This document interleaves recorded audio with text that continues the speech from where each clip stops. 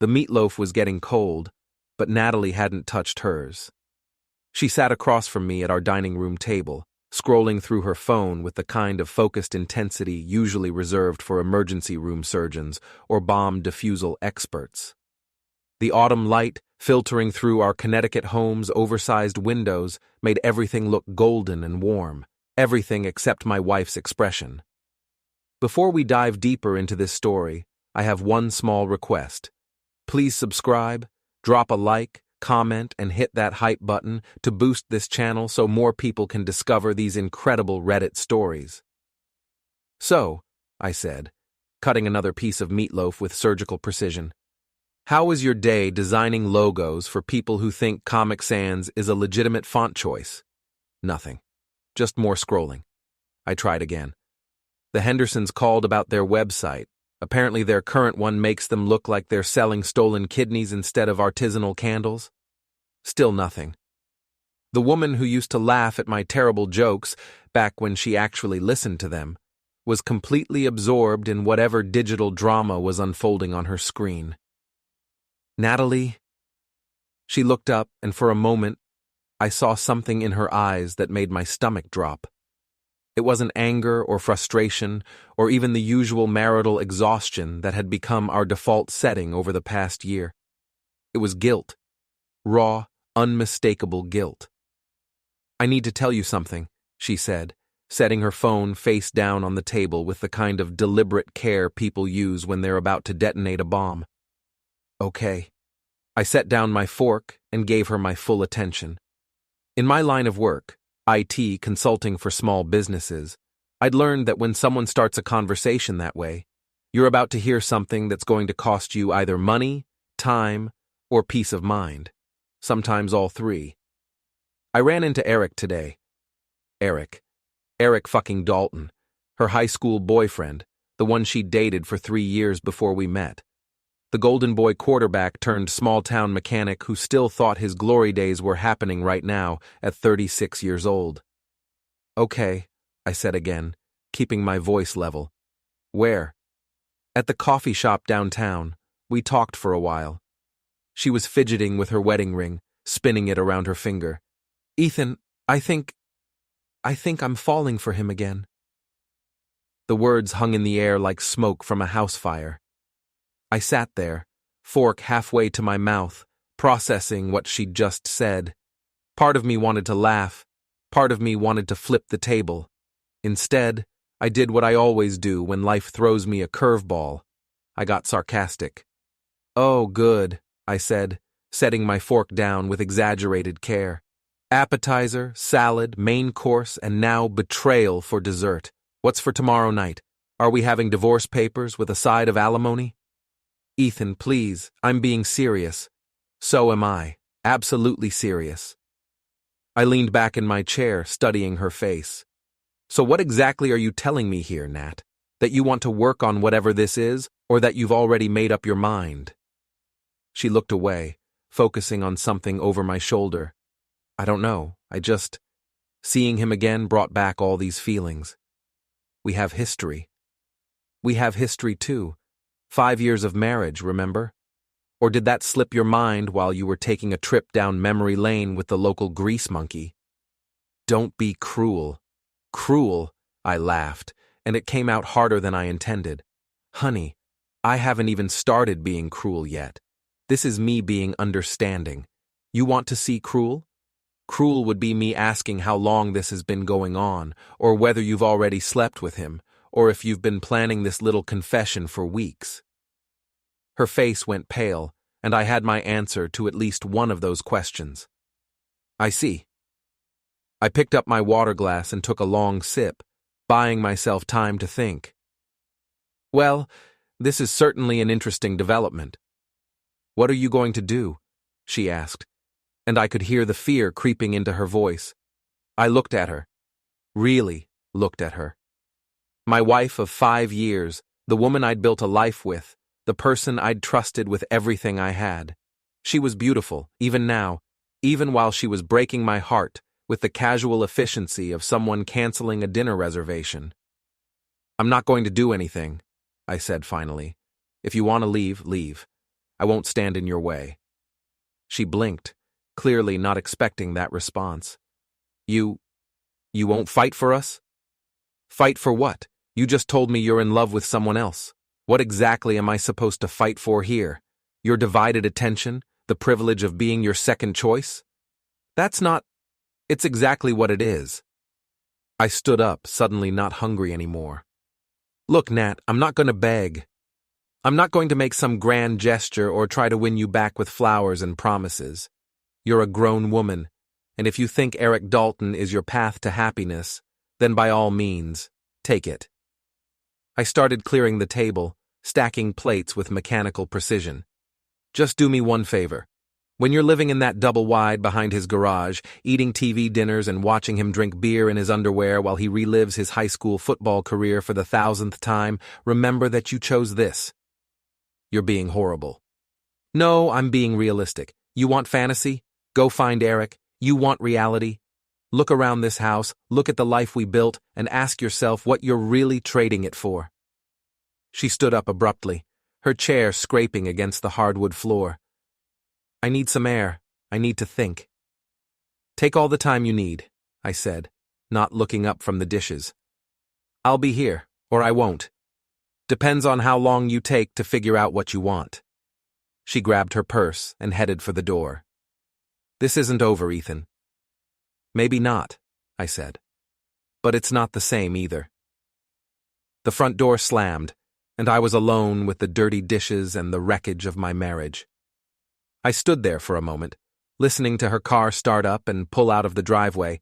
Then I pulled out my phone and scrolled through my contacts until I found the name I was looking for. Rachel Lynn answered on the second ring. Ethan? This is a surprise. How are you? Rachel, my childhood friend, the one who'd known me since before I learned to hide behind sarcasm and self-protection. The one who'd moved back to town 6 months ago and opened a bed and breakfast by the lake. The one Natalie had always been just a little bit jealous of, even though nothing had ever happened between us. Hey, Rachel. I know this is short notice, but are you free for dinner tomorrow night? I could use some friendly company. There was a pause. Is everything okay? Define okay. My marriage might be over, but I'm still breathing and my credit cards still work. So relatively speaking, I'm fantastic. Oh, Ethan, I'm so sorry. Of course I'm free. Do you want to talk about it? Not over the phone. Tomorrow? Absolutely. 7 o'clock? There's a new place downtown that's supposed to be good. Perfect. Thanks, Rachel. You're a lifesaver. After I hung up, I finished cleaning the kitchen and poured myself a scotch. Then I sat in my living room, looking out at the street where Natalie and I used to take evening walks, and I started planning. My phone buzzed with a text from Lucy, Natalie's best friend and the town's unofficial gossip coordinator. Heard about dinner. Natalie's not okay. Just saying. I stared at the message for a long moment, then typed back, "Thanks for the heads up." The gossip mill was already turning. In a town this size, news traveled faster than a computer virus, and about as destructively. By tomorrow morning, everyone would know that the prices were having problems. By tomorrow night, they'd know I was having dinner with Rachel Lynn. Perfect. I took another sip of scotch and smiled for the first time all day. If Natalie wanted to play games, I was more than happy to show her how it was done.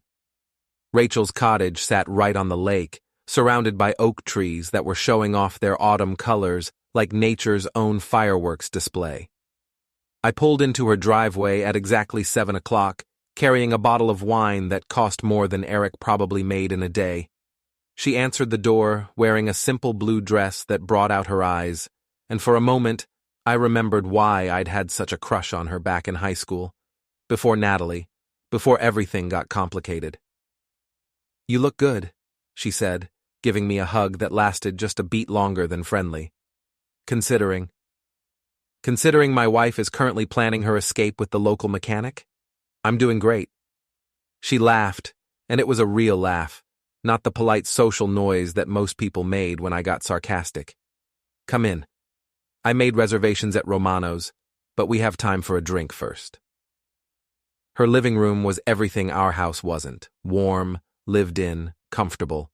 Books everywhere, mismatched furniture that somehow worked perfectly together, and photos of her travels covering one entire wall. "This place suits you," I said, accepting a glass of wine. "It's got personality." "Unlike some houses I could mention?" She raised an eyebrow. "I always thought your place looked like a magazine spread. Beautiful, but kinda cold." That was Natalie's vision. Everything had to be perfect, coordinated, Instagram ready. I took a sip of wine. Turns out our marriage was the same way, looked great from the outside. "I'm sorry, Ethan. I really am. I know you loved her." Past tense. Yeah, I did. I settled into her couch, feeling more relaxed than I had in months. "But you know what they say about love. It's temporary insanity. Eventually, you recover." "Is that what this is? Recovery?" I looked at her, really looked at her. Rachel had always been the smart one, the one who saw through bullshit and called people on it. She was also beautiful in a way that didn't require maintenance or professional photography to prove it. "Maybe," I said. "Or maybe it's just good to spend time with someone who doesn't make me feel like I'm auditioning for the role of husband in my own marriage." We talked for another half hour, catching up on the 6 years since she'd moved away for graduate school and a job in Boston. She told me about her failed engagement to a lawyer who turned out to be married, and I told her about the slow decline of my marriage to a woman who'd apparently never gotten over her high school boyfriend. "Ready for dinner?" she asked finally. "Absolutely, I'm starving." Turns out, emotional devastation really works up an appetite. Romano's was the kind of place where everyone knew everyone, which made it perfect for my purposes. We got a table by the window right where anyone walking by could see us. Rachel looked beautiful in the candlelight, and I made sure to lean in close when she talked, to laugh at her jokes, to touch her hand when she said something particularly funny. "You're being unusually charming tonight," she said over dessert. "Should I be flattered or suspicious? Can it be both? Ethan Price, are you using me to make your wife jealous?" I almost choked on my tiramisu. "Would you mind if I was?" She considered this, tilting her head in that way she'd done since we were kids. "Depends. Are you planning to break my heart when you two get back together?" "We're not getting back together. That ship has sailed, hit an iceberg, and sunk to the bottom of the ocean. I'm just exploring my options." "Good," she said, and leaned across the table to kiss me. It was just a quick kiss, barely more than a peck, but it was perfectly timed. Because at that exact moment, Natalie walked past the window and saw us. I watched her face go from curiosity to shock to rage in about 3 seconds. She stood there on the sidewalk, staring at us through the glass, and I could practically see the steam coming out of her ears. "Was that?" Rachel started to ask. "Yep. Right on schedule." Natalie pushed through the restaurant door like she was storming a castle. She marched over to our table, her face flushed with anger and something that looked a lot like panic. "Well, this is cozy," she said, her voice dripping with fake sweetness. "Mind if I join you?" "Actually, we do," I said calmly. "This is a private dinner." "Private? Right." She turned to Rachel with a smile that could have cut glass. "I'm Natalie, Ethan's wife. You remember me, don't you, Rachel?" "Of course," Rachel said, and to her credit, she didn't seem rattled. "How are you, Natalie?" "Oh, I'm wonderful. Just out for a walk, clearing my head, when I happened to see my husband having what looks like a very intimate dinner with an old friend. Funny how things work out, isn't it?" "Hilarious," I said. "Almost as funny as wives who confess to falling in love with their exes and then get upset when their husbands don't sit home crying about it." The restaurant had gone quiet around us. Other diners were pretending not to watch while hanging on every word. In a town this size, we were better entertainment than cable TV. "Can we discuss this at home?" Natalie said through gritted teeth. "We already discussed it. Last night. At home. Over meatloaf, remember? You said you were falling for Eric. I said I wouldn't stand in your way. End of discussion. That's not... You're twisting what I said. Am I? Because I'm pretty sure I think I'm falling for him again is fairly unambiguous. Rachel cleared her throat. Maybe I should go. No, I said, taking her hand. Stay. We're having a nice time. The gesture wasn't lost on Natalie, whose eyes went wide when she saw our joined hands. You son of a bitch. Language, honey. We're in public. She stood there for another moment, clearly torn between making a bigger scene and preserving what was left of her dignity. Dignity won, barely. This isn't over, she said. You keep saying that, but from where I'm sitting, it looks pretty finished. She spun around and stalked out, her heels clicking against the floor like gunshots. The restaurant slowly returned to its normal volume as people went back to pretending they hadn't just witnessed a marriage implode in real time. Well, Rachel said, squeezing my hand. That was interesting. Sorry about that. I probably should have warned you that this might happen. Are you kidding? That was the most excitement I've had since I moved back to town. She grinned. Plus, I got to be part of what was clearly a very satisfying moment of revenge. How do you feel? I thought about it. Honestly, pretty good. Better than I've felt in months. Good. She deserved it. We finished dinner and walked back to her cottage, where she invited me in for coffee. We sat on her couch, talking and laughing like we were 18 again, and for the first time in years, I felt like myself. I should go, I said finally, though I didn't want to. Should you? Probably not, but I'm going to anyway.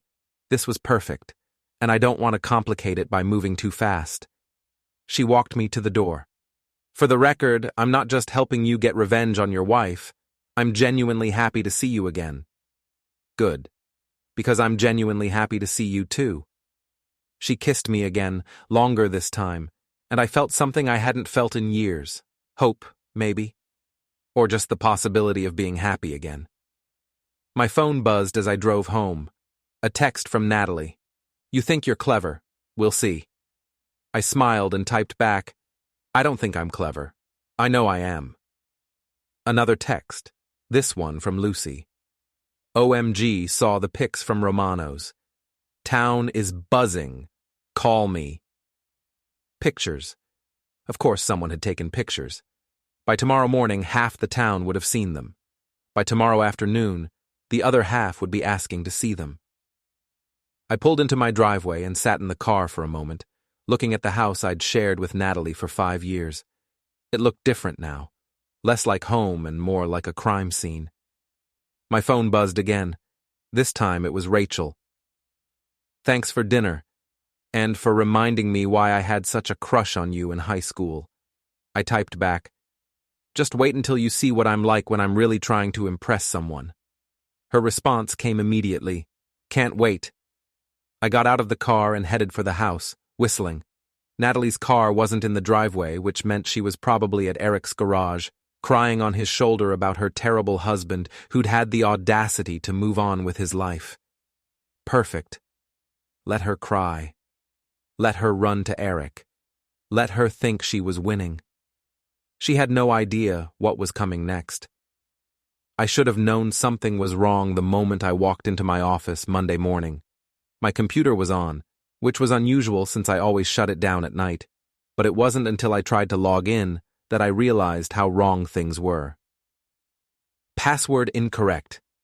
I tried again, typing more carefully. Same message. What the hell? Problem?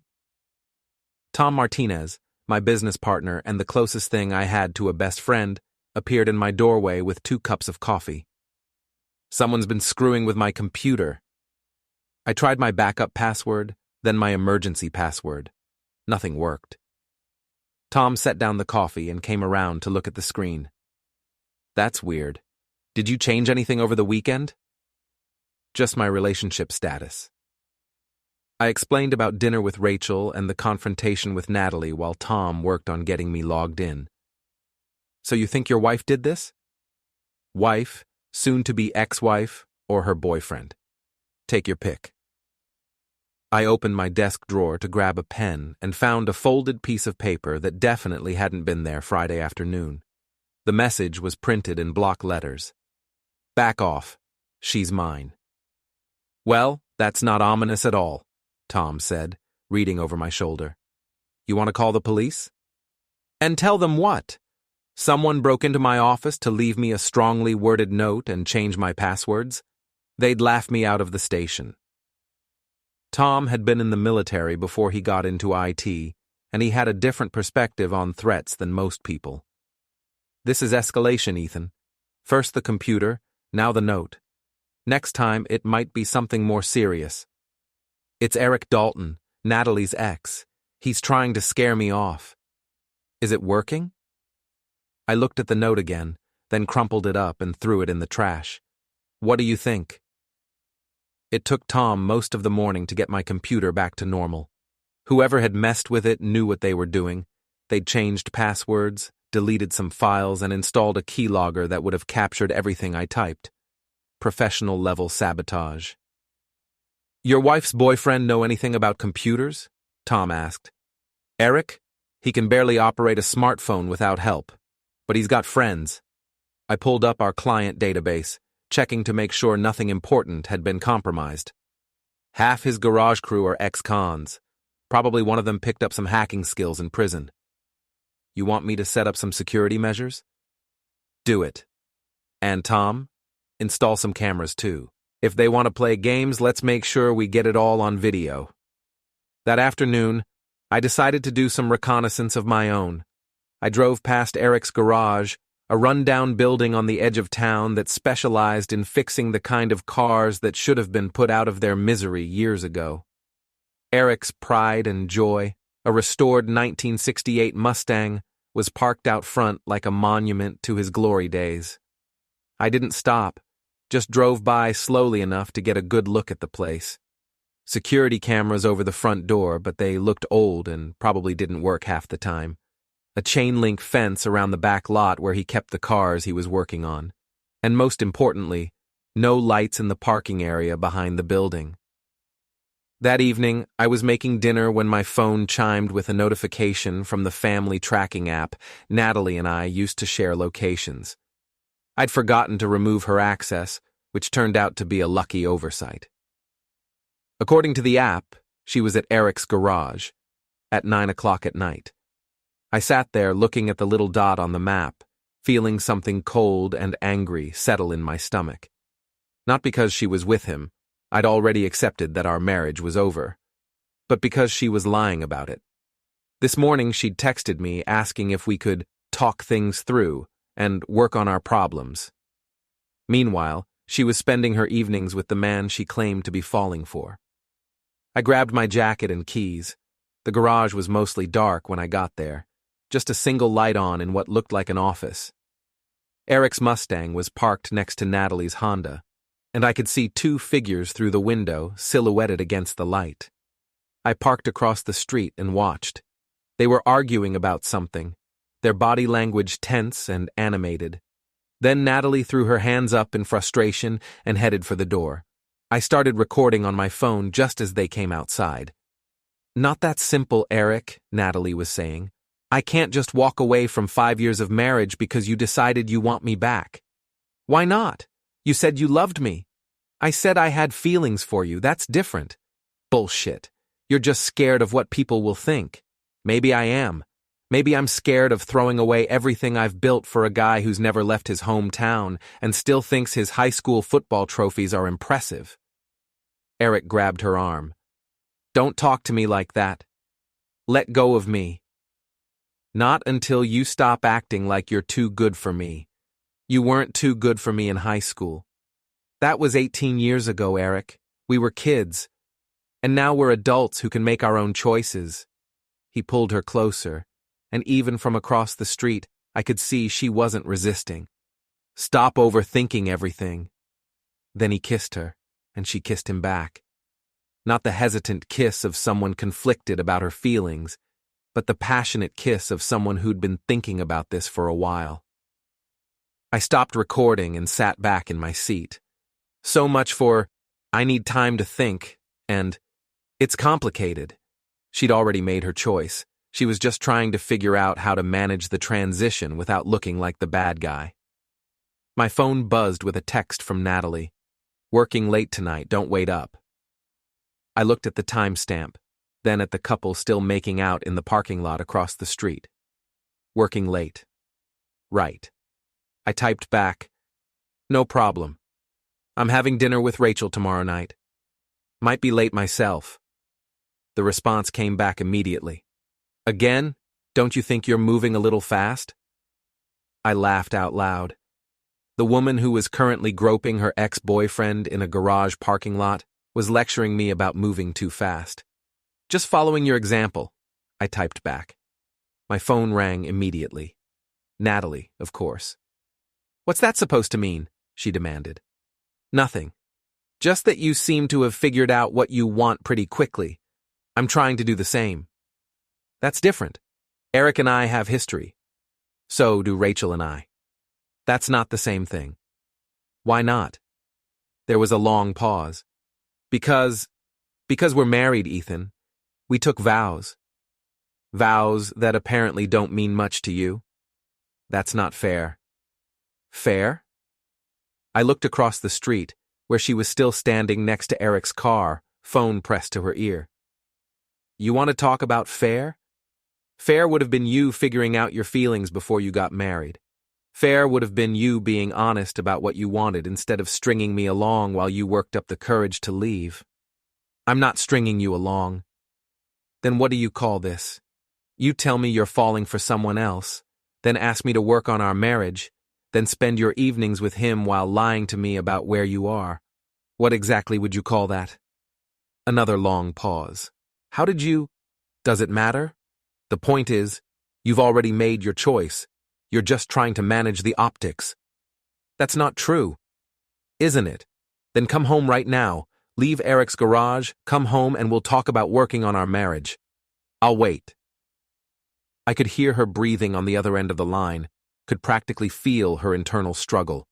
Stay with Eric and admit I was right, or leave him and give up what she really wanted. It's not that simple, she said finally. It's exactly that simple. But you've already made your choice, haven't you? She hung up without answering. I sat in my car for another 10 minutes, watching my wife and her boyfriend through the garage window. They weren't arguing anymore. They were sitting close together on an old couch, her head on his shoulder, looking like a couple that had been together for years instead of days. Finally, I started the car and drove home. I had work to do. The next morning, I found Natalie's favorite scarf in our bedroom closet, an expensive silk thing she'd bought in New York and treasured like a family heirloom. I took it with me when I left for work. That afternoon, I stopped by Rachel's cottage and left the scarf on her kitchen counter, making sure it was visible from the living room. Then I texted Natalie. Left your scarf at Rachel's by mistake. I'll pick it up after dinner tomorrow night. The response came back in all caps. You did what? Relax, it's just a scarf. I'll get it back. My phone rang immediately, but I didn't answer. Let her stew. Let her imagine Rachel wearing her precious scarf, or worse, using it as a dish towel. Tom found me in my office an hour later, grinning like I'd just won the lottery. You look pleased with yourself, he said. I'm starting to remember why I used to enjoy psychological warfare. Should I be worried about you? Not about me, but Eric Dalton might want to start watching his back. Tom raised an eyebrow. What are you planning?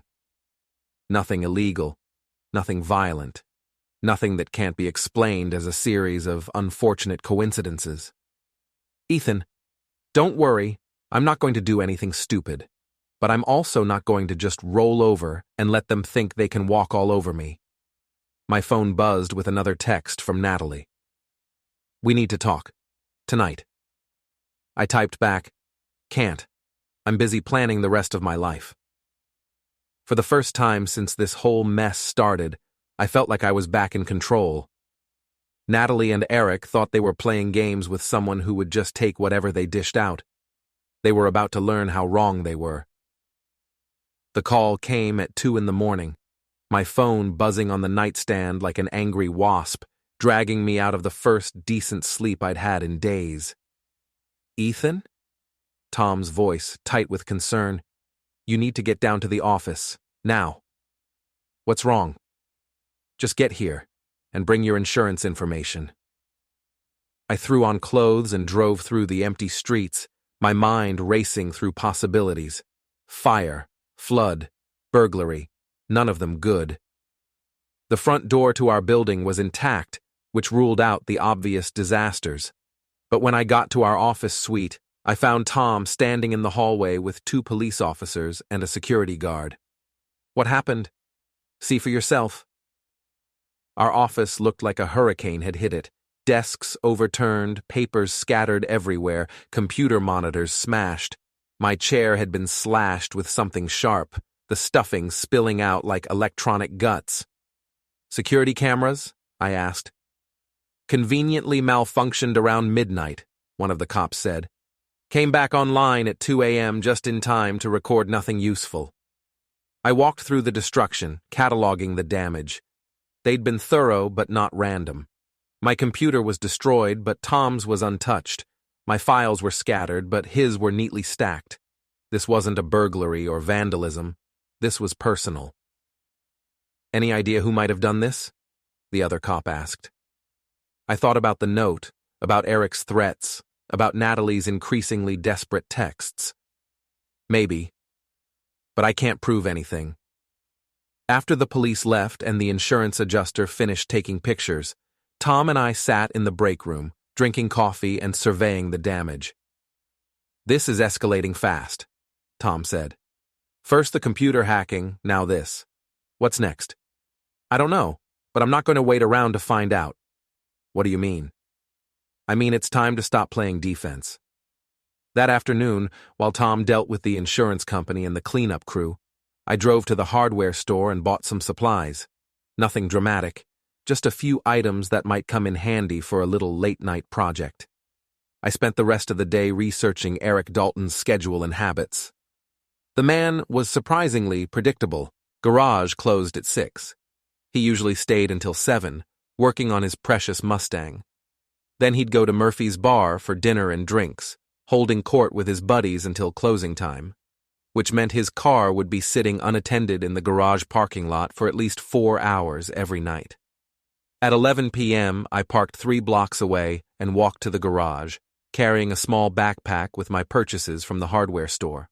The parking lot was dark, just as I'd expected, and Eric's Mustang gleamed under the single streetlight like a beacon. I'd thought about a lot of different approaches, but I'd settled on something that would be more embarrassing than expensive. I wanted to send a message, not commit a felony. First, I let the air out of all 4 tires. Not slashed. That would be criminal damage. Just deflated, which was more of a prank than a crime. Then I opened the bag of frozen shrimp I'd bought at the grocery store and distributed them strategically throughout the car's interior, under the seats, in the air vents, tucked into the upholstery. By tomorrow afternoon, in the autumn heat, the smell would be unforgettable. I was just finishing when I heard voices coming from the bar down the street. "Told you he was getting too cocky." Eric's voice, getting closer.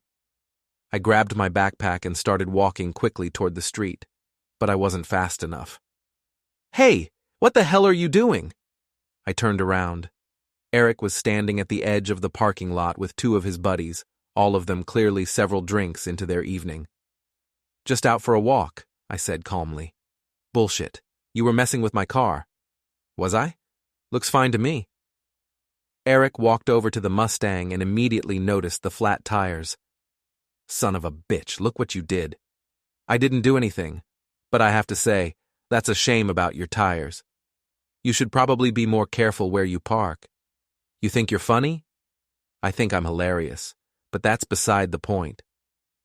Eric's friends were flanking me now, trying to look intimidating.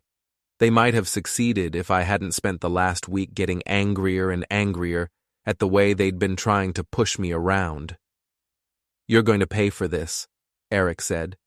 Am I? And how exactly are you going to make that happen? Call the police? Tell them you think I let the air out of your tires? I'm sure they'll get right on that. I don't need the police. No? What are you going to do, Eric? Beat me up? In front of witnesses? In a parking lot with security cameras? I gestured toward the camera over the garage door. That would be assault. Felony assault, if you do enough damage. Is that really worth it? He hesitated, clearly not having thought this through. Here's the thing, I continued, taking a step closer to him. You want to take something from me? Fine. You got her. Congratulations. But if you think you can intimidate me, vandalize my office, and make threats without consequences, you're dumber than you look. I didn't. Sure you did. Maybe not personally, but you know who did. And you know what? I don't care. Because now we're even. I looked at his car, then back at him. Actually, no. We're not even. Not by a long shot. See, you cost me thousands of dollars in damage and lost business. I cost you about $50 in tire inflation and a car wash, so we're not even close to even. Eric's face was getting red, the way it probably did back in high school when the other team scored. You son of a bitch. Careful. That's my mother you're talking about, and she raised me to finish what other people start. I stepped even closer, close enough that he could smell the coffee on my breath. You want to escalate this? Go ahead. But understand that I'm smarter than you, I make more money than you, and I have a lot less to lose than you do. So think very carefully about what you do next. For a moment, I thought he was going to take a swing at me. His fists were clenched, his jaw tight, and his friends were watching like they were expecting a fight. Instead, I did something that surprised all of us. I slapped him. Not a punch, not a shove, a slap. Open-handed, sharp, and completely humiliating. That's for my office, I said calmly, and for thinking you could scare me. Eric stood there, stunned, his hand going to his cheek. His friends looked like they couldn't believe what they'd just seen.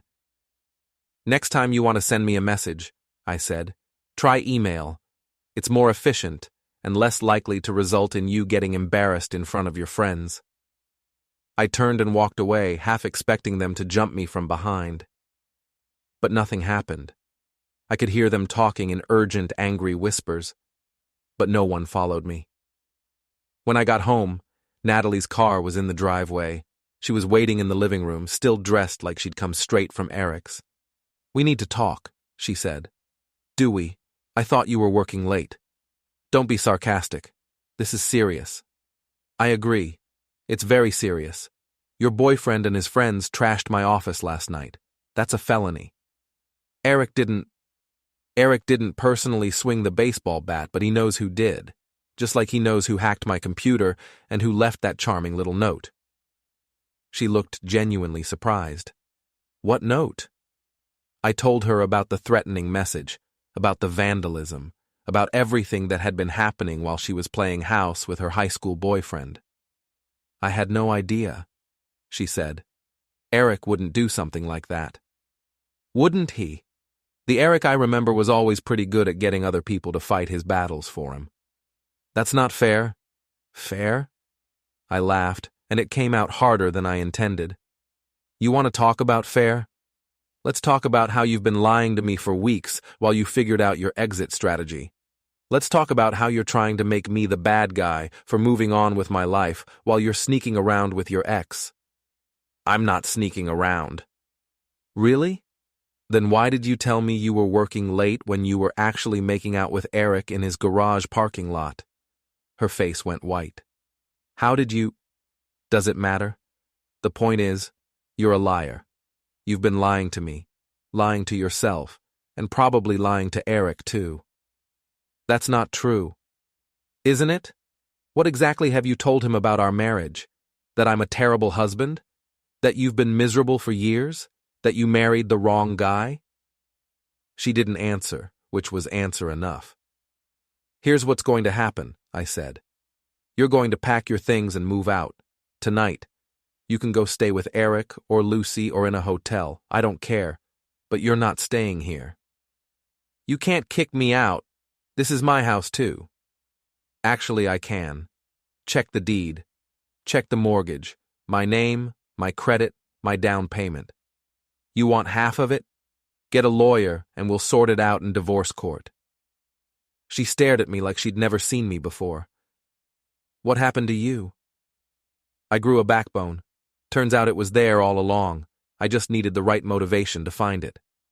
This isn't you, Ethan. You're not cruel. No? Then you don't know me as well as you thought. Because I can be very cruel when someone tries to destroy my life. She stood up, tears starting to form in her eyes. I never meant for any of this to happen. Maybe not. But it did happen. And now we all get to live with the consequences. She went upstairs to pack, and I poured myself a scotch. My phone buzzed with a text from Rachel. Heard there was some excitement at Eric's garage tonight. Everything okay? I typed back. Everything's perfect. How do you feel about having dinner with a newly separated man? Depends. Is he as charming as he was the other night? Charming might not be the right word, but he's definitely more interesting than he was a week ago. Interesting works. Tomorrow night? It's a date. Upstairs, I could hear Natalie throwing things into suitcases, slamming drawers and closet doors. Let her be angry. Let her storm around and break things and blame me for everything that had gone wrong. I was done caring what she thought. The town of Millfield had exactly one good bar, 2 mediocre restaurants, and a gossip network that could have given the CIA lessons in intelligence gathering. By Thursday morning, everyone knew that Natalie Price had moved out of her house and into Eric Dalton's apartment above the garage. They also knew that Ethan Price had been seen having dinner with Rachel Lynn 3 times in the past week. What they didn't know was that Eric's Mustang still smelled like low tide, or that he'd had to replace all 4 tires, or that he'd spent Tuesday afternoon at the car wash trying to explain to his buddies why his pride and joy reeked like a fish market. I was enjoying my coffee and reading these details in a text from Tom when Lucy Chen decided to make her move. She cornered me at the hardware store, appearing in the paint aisle like a perfectly made-up ambush. Ethan! What a surprise running into you here! Lucy had been Natalie's best friend since college, which meant she'd been a thorn in my side for almost as long as I'd known my wife. She was one of those people who collected drama the way other people collected stamps, and she had the social media following to prove it. Lucy, how are you? I'm fine. The question is, how are you? I heard about you and Natalie. Did you? From who? Oh, you know how it is in a small town. People talk. They certainly do. Usually about things that aren't any of their business. She laughed, the kind of tinkling sound that was supposed to be charming but mostly just sounded fake. I'm worried about you, Ethan. This whole thing with Rachel, people are saying you're moving pretty fast. Are they? What people? Just people who care about you. People who think maybe you're making decisions based on anger instead of thinking things through. I set down the paint samples I'd been looking at and gave her my full attention. Let me guess. Natalie asked you to talk to me. She's concerned. About what? About me moving on with my life? About me not sitting home crying while she plays house with her high school boyfriend? That's not fair. She's going through a difficult time. We're all going through a difficult time, Lucy. The difference is, some of us are handling it better than others. She made a mistake. She made a choice. There's a difference. Lucy's perfectly applied makeup couldn't hide the fact that she was getting frustrated. She still loves you, Ethan. Does she? Is that why she's living with Eric? Is that why she lied to me for weeks while she figured out her exit strategy? She was confused. She was selfish and manipulative and dishonest. But confused? No, I don't think she was confused at all. You're being cruel. I'm being honest, maybe for the first time in years. Lucy pulled out her phone and started typing, probably updating her followers on the latest drama in real time. People are going to hear about this conversation. Good. Make sure you quote me accurately. I'd hate for people to think I was being diplomatic. That afternoon, I got a call from my boss, asking if I could come in for a quick meeting. David Richardson ran a small consulting firm that specialized in helping local businesses with their IT needs. I'd been working for him for 3 years, and we'd always gotten along well. "Sit down, Ethan. We need to talk." His office was small and cluttered, filled with the kind of outdated technology that made me grateful I worked mostly on site with clients. "Is this about the break-in? Because I can assure you it won't affect my work." "It's not about the break-in. It's about the rumors." "What rumors?" "People are saying you're having some kind of breakdown. That you're acting erratically, making threats, getting into fights." I leaned back in my chair. "David, you've known me for 3 years. Do I seem like I'm having a breakdown?" "No, but..." "Have I missed any meetings? Failed to complete any projects? Given you any reason to question my professional judgment?" "No, but this is a small town, Ethan. Perception matters. If clients think..." "If clients think what? That I'm getting divorced? That I'm dating someone? That I'm not rolling over and playing weak while my wife and her boyfriend try to destroy my reputation?"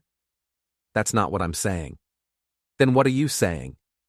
David sighed and rubbed his temples. "I'm saying maybe you should take some time off, let things settle down, come back when the dust clears." "Are you firing me?" "I'm suggesting a voluntary leave of absence." "Right. And if I don't volunteer?" He didn't answer, which was answer enough. I stood up. "You know what, David? You're right. I should take some time off. In fact, I should take all the time off. Permanently." "Ethan, don't be hasty." "I'm not being hasty. I'm being realistic. If you don't have confidence in me, then I don't want to work for you." I cleaned out my desk and left, feeling lighter than I had in months. Tom was waiting in the parking lot. "Heard about your meeting," he said. "You okay?" "I'm great.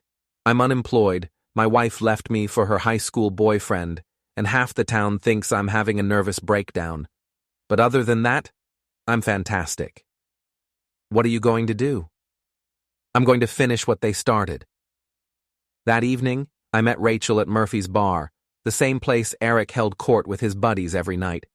She was waiting in a corner booth, looking beautiful and slightly nervous. "Are you sure about this?" she asked as I sat down. "This is his territory." "That's exactly why we're here." Eric was at the bar with 3 of his friends, drinking beer and talking loudly about some car he was working on. He saw us come in, and I watched his expression change from surprise to anger to something that looked like calculation. "He's staring," Rachel said. "Let him stare. We're not doing anything wrong." We ordered dinner and talked about normal things, her bed and breakfast, my sudden career change, the weather. But I made sure to sit close to her, to touch her hand when she laughed, to look like a man who was completely comfortable with his choices. After about an hour, Eric made his move. He walked over to our table, beer in hand, trying to look casual. Well, if it isn't the happy couple. "Eric," I said pleasantly. "How are you? How's the car?" His jaw tightened. "It's fine." "Good to hear. I was worried about those tires. Flat tires can be dangerous."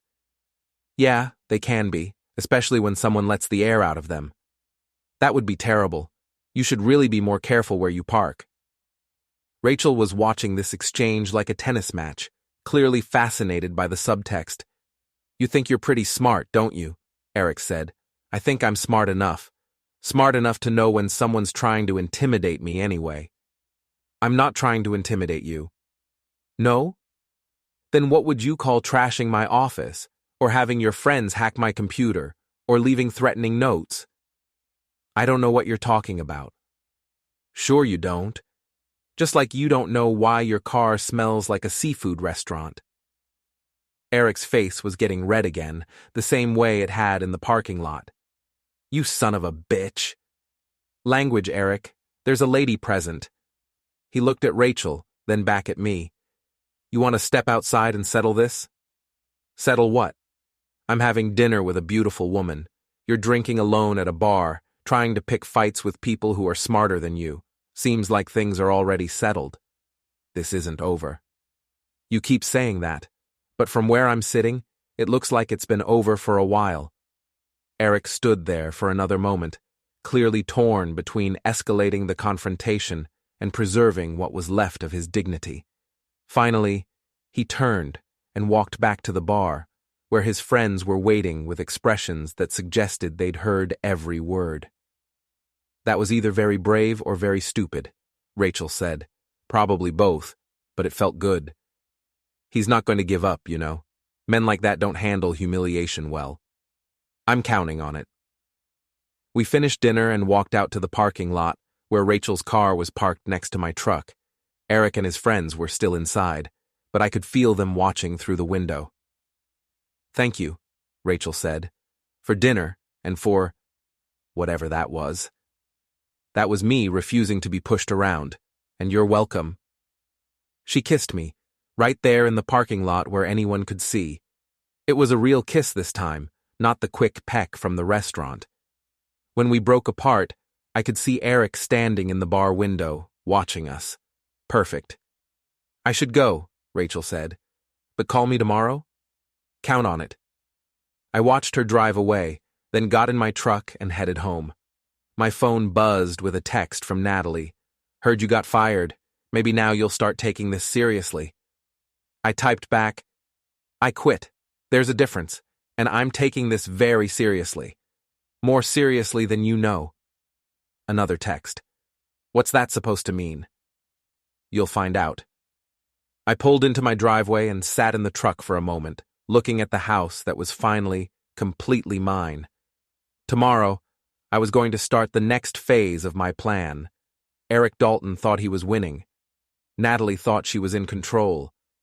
Lucy thought she was pulling the strings. They were all about to learn how wrong they were. Friday morning brought rain and an email from a lawyer I'd never heard of, informing me that Mrs. Natalie Price was filing for divorce and seeking spousal support, half of all marital assets, and exclusive use of the marital home pending the resolution of proceedings. I forwarded the email to my own lawyer with a note. Game on. Then I called Tom. I need a favor, I said. Actually, I need several favors. What kind of favors? The kind that require your military training and your complete discretion. Should I be worried? Not about anything illegal, but definitely about something that's going to make a lot of people very unhappy. An hour later, Tom was at my house with a duffel bag full of equipment that definitely hadn't come from Best Buy. Surveillance gear? I asked, looking at the collection of tiny cameras and recording devices. Among other things, you said you wanted to document everything. This will let you document everything in high definition with digital timestamps. Perfect. What about the other thing? That depends. Are you sure you want to go through with this?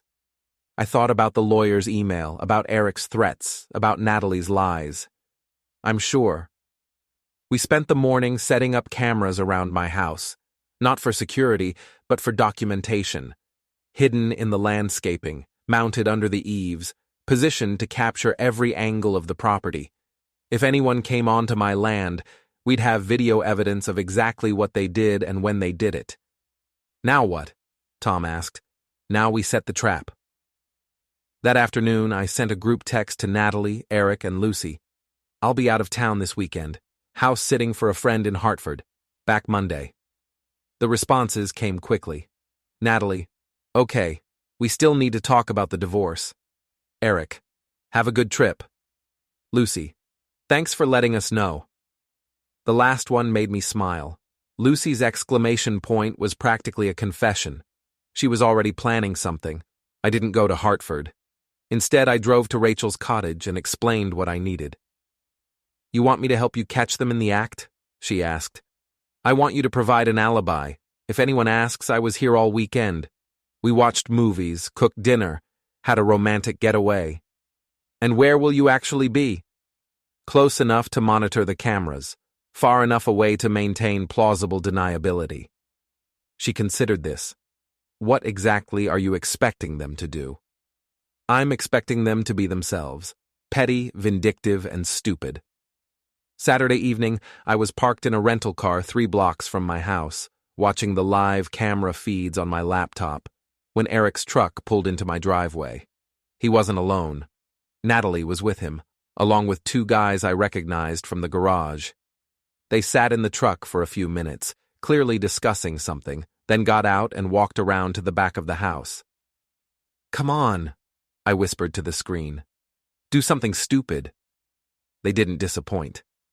Eric tried the back door first, locked, of course. Then one of his friends produced a crowbar and started working on the door frame. Within 5 minutes, they were inside my house.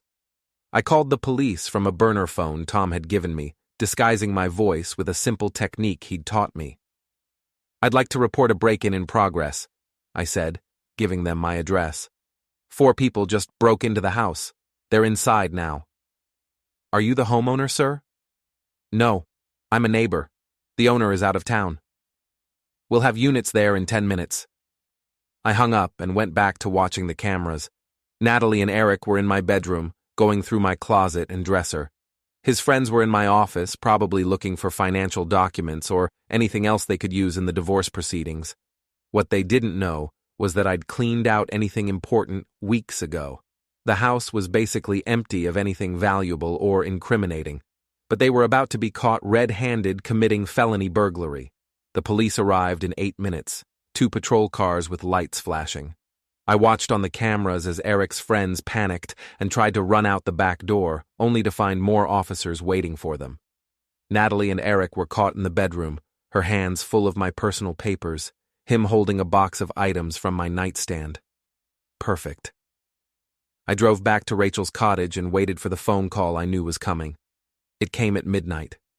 Natalie, calling from the police station. "Ethan, I need help. I've been arrested." "Arrested? For what?" "Burglary, but it's not what it looks like. I was just getting some of my things." "From my house? That you moved out of? Without my permission? While I was out of town?" "It's complicated." "No, it's not complicated. It's criminal. You broke into my house and stole my property. I didn't steal anything." "Then why are you under arrest?" There was a long pause. "Can you bail me out?" "Can I? Probably. Will I? Absolutely not." "Ethan, please. I made a mistake. You made a choice. Several choices, actually. Bad choices. This will ruin everything. My career, my reputation. Should have thought of that before you decided to commit a felony." I hung up and turned off the phone. Sunday morning, I drove back to town and found the local coffee shop buzzing with gossip about the arrests. 4 people caught breaking into the Price house, including Ethan's estranged wife and her boyfriend. The story was already all over social media, thanks to Lucy's network of followers. Except Lucy wasn't posting anything, because Lucy was one of the 4 people who'd been arrested. I ordered a coffee and sat in the corner, listening to the conversations around me. Can't believe Natalie would do something like that. Always thought Eric was trouble. Heard they were looking for financial records. Breaking and entering is a felony. Poor Ethan having to deal with all this. By Monday morning, the story had spread throughout the entire town. Natalie's freelance design business was finished. Who would hire someone who'd been arrested for burglary? Eric's garage was facing a boycott. Several customers had already pulled their cars and demanded refunds. Lucy's social media influence was destroyed. Her followers were abandoning her in droves. My phone rang constantly with calls from reporters, lawyers, and concerned friends. I ignored most of them, but I did take one call that surprised me. "Mr. Price, this is Detective Martinez with the state police. We'd like to ask you a few questions about the break-in at your house." "Of course, though I'm not sure how much help I can be. I was in Hartford all weekend." "Can anyone verify that?" "Rachel Lynn. I was staying at her place." "We'll need to speak with her as well." "No problem. Is there anything specific you're looking for?" "Just trying to understand the timeline. Your wife's lawyer is claiming this was all a misunderstanding, that she had permission to be in the house." "Detective, I have security cameras. You're welcome to review the footage. I think you'll find that breaking down my back door with a crowbar doesn't look much like having permission." There was a pause. "You have video of the break-in?" "High definition, with timestamps. I'd be happy to provide copies." "That would be very helpful, Mr. Price." After I hung up, I sat in my living room and looked around at the house that had been violated by people I'd once trusted. The back door was boarded up, waiting for repairs. My bedroom had been torn apart by my own wife, searching for ammunition to use against me. But instead of feeling violated or angry, I felt satisfied. They'd played right into my hands. Every move they'd made had been exactly what I'd expected, exactly what I'd prepared for. My phone buzzed with a text from Rachel. "Saw the news. You okay?" "Better than okay. Dinner tonight to celebrate?" "What are we celebrating?" "Justice and new beginnings." "I like the sound of both. 7 o'clock?" "Perfect." I spent the rest of the day dealing with lawyers and insurance adjusters and reporters. But for the first time since this whole mess started, I was looking forward to the future instead of dreading it. Natalie, Eric, and Lucy were facing felony charges that could result in prison time. Their reputations were destroyed, their careers were over, and their little conspiracy had blown up in their faces, and I was just getting started. The preliminary hearing was scheduled for a Wednesday morning in early November. I arrived at the courthouse early, wearing my best suit and carrying a briefcase full of evidence that would ensure Natalie, Eric, and Lucy's legal troubles were just beginning. The local newspaper had sent a reporter, and I could see people from town filling the gallery. In a place like Millfield, a felony burglary case involving the mechanic, the social media influencer, and the IT consultant's wife was better entertainment than anything on television. Natalie looked terrible. 3 weeks in jail had stripped away her usual polish, leaving her looking pale and desperate. She kept glancing at me with an expression that mixed hope with fear, like she still thought I might somehow rescue her from the consequences of her choices. Eric looked angry, which was his default setting but seemed more intense than usual. He'd lost his garage, the bank had foreclosed after his arrest, scared away the customers. His precious Mustang had been repossessed. His apartment was gone.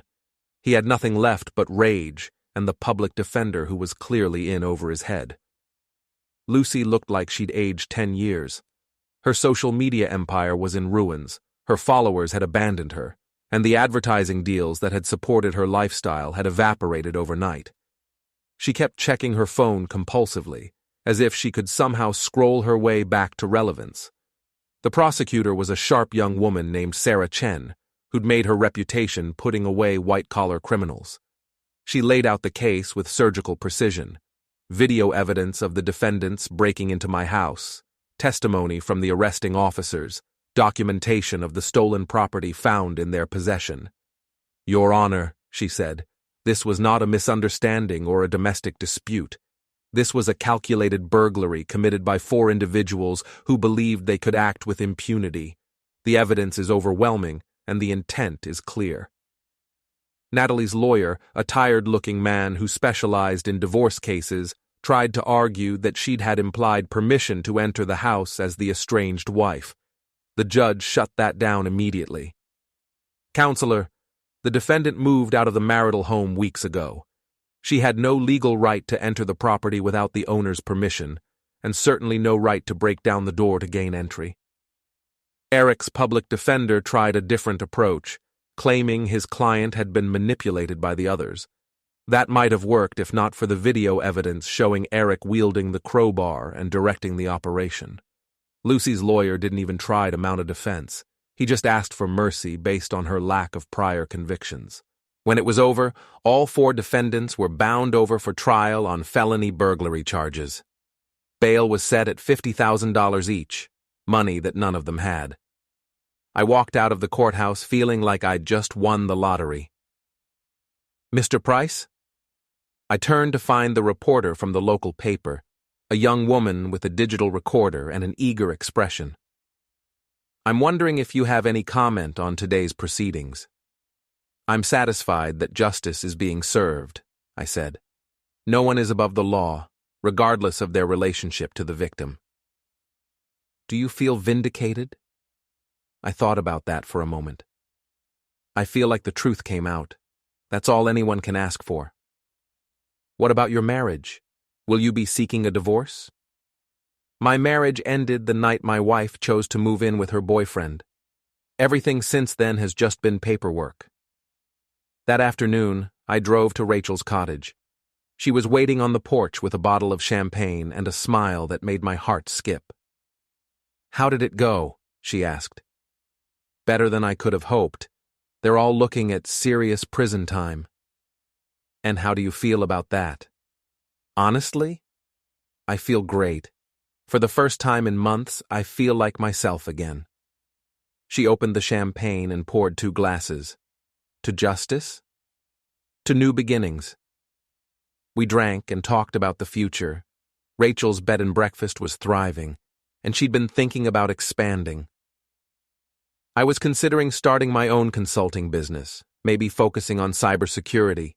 Recent events had given me some unique insights into that field. "There's something I need to tell you," Rachel said, as the sun started to set over the lake. "What's that?" "I've been in love with you since we were 17 years old. I moved away because I couldn't stand watching you with other people. And I moved back because I heard you were married and I thought I could handle being just friends." I set down my champagne glass. "And now? Now I'm hoping you might give us a real chance.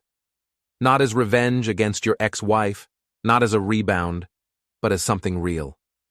I looked at her. Really looked at her. Rachel Lynn, who'd known me when I was awkward and uncertain, who'd seen me at my worst and somehow still wanted to be here.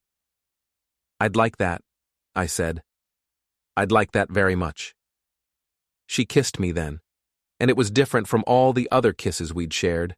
This one wasn't for show, wasn't part of a game or a strategy. This one was just for us. My phone buzzed with a text message. I almost ignored it, but something made me check. It was from an unknown number. "This isn't over. You think you won, but you have no idea what's coming." I showed it to Rachel. "Eric? Probably. He's looking at 5 to 10 years in prison. I imagine he's feeling pretty desperate right about now. Should we call the police?" "And tell them what? Someone sent me a vague text message. They'll file a report and forget about it." "So what do we do?" I deleted the message and put the phone away. We live our lives. We don't let fear control us, and we don't let other people's bad choices become our problem. That night, I lay in bed in my own house, listening to the autumn wind in the trees outside. For the first time in months, I wasn't angry or hurt or planning my next move. I was just content. Natalie had wanted out of our marriage, and now she was out. Permanently. Eric had wanted to humiliate me, and instead had humiliated himself. Lucy had wanted to control the narrative, and instead had destroyed her own story.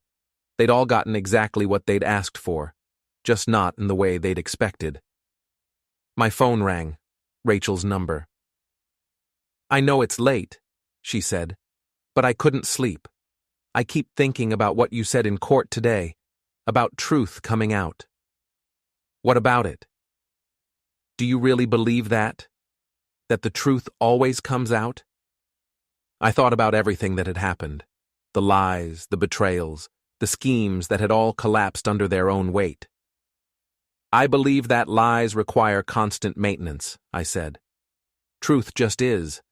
Eventually, the people who are too lazy or too stupid to maintain their lies get caught. And the people who tell the truth?